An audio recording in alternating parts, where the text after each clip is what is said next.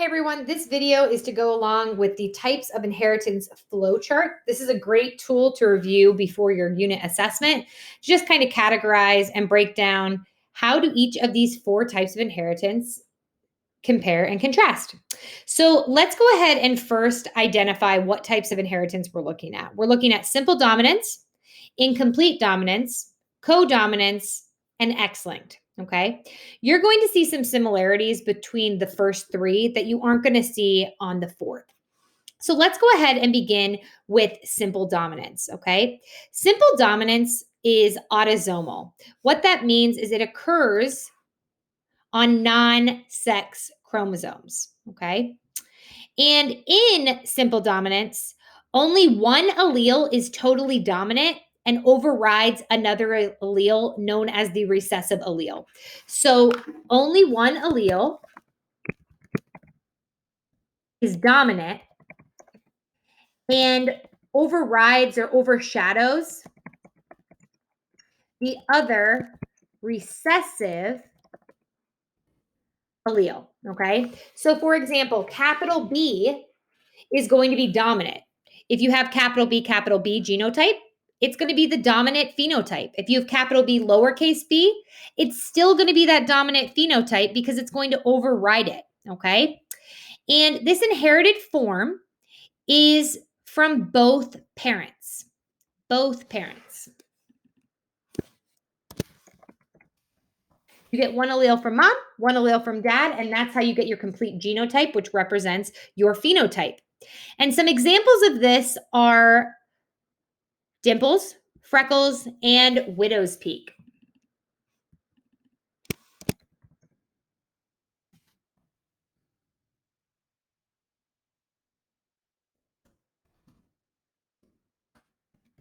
And the example I gave is also tongue rolling. Okay. Now, the next ones we got into were incomplete and codominance. And I gave you the analogy for incomplete as there is a blend of traits, okay? You cannot be complete without the other one. You are incomplete, you blend. And then codominance, where both individuals or both alleles show up to the party. So incomplete dominance is like simple dominance in the way that it is also carried on autosomes. And again, this is a non-sex linked chromosome. Okay. And in terms of the description of this inheritance, what happens is neither of the alleles are dominant, and therefore, in heterozygous individuals, a blend of the alleles is observed in the phenotype. So again, there is going to be a blend of traits. If you are homozygous dominant, you're going to show that trait. If you're homozygous recessive, you're going to show that trait. However, if it's heterozygous, it's going to blend. So again, an example of this would be a red flower and a white flower blending together, and the heterozygous one being pink, okay? And again, this is inherited from both parents.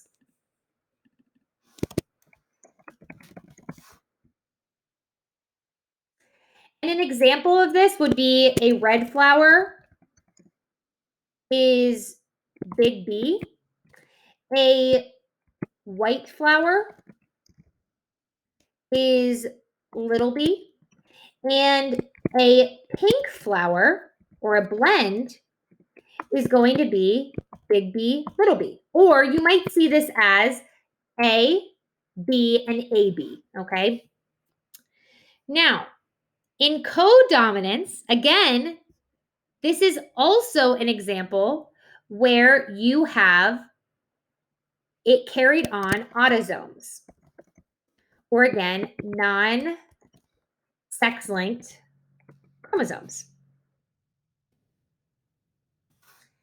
And in this type of inheritance, the way I would describe this is both alleles are dominant, and therefore in heterozygous individuals, both alleles are observed directly in that phenotype.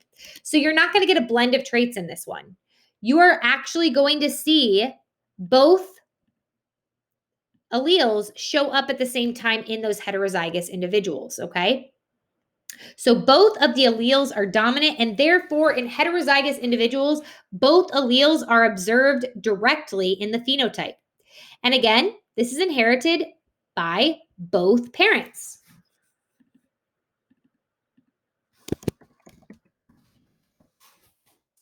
And examples of this would be in blood type. You could have type A, you can have type B, but you can also have AB.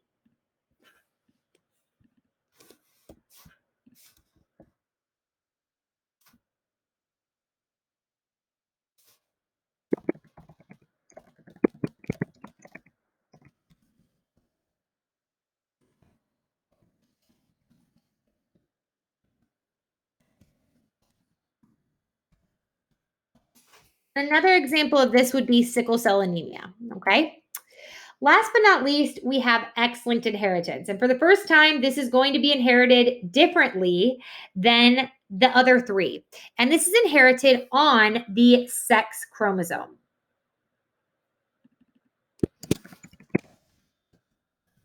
More specifically, it's carried predominantly on the X chromosome. Okay?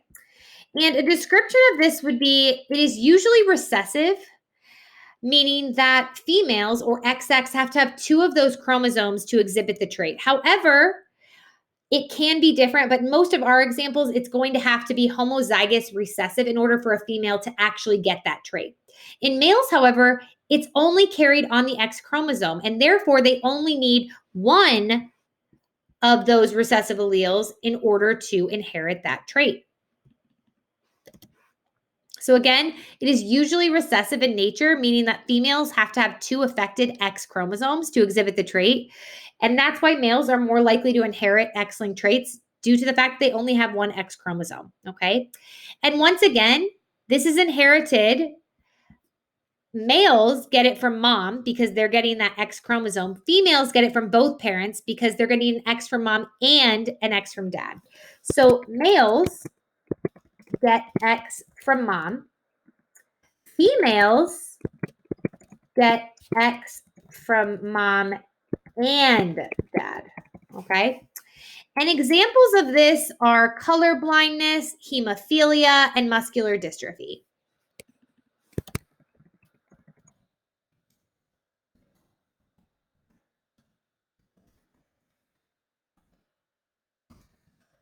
And also we're going to throw this in there, male pattern balding. Okay. So this is a great tool for you guys to review. Okay. I would strongly recommend bookmarking this video and also reviewing this for your test. And as always, if you guys have any questions, don't hesitate to reach out.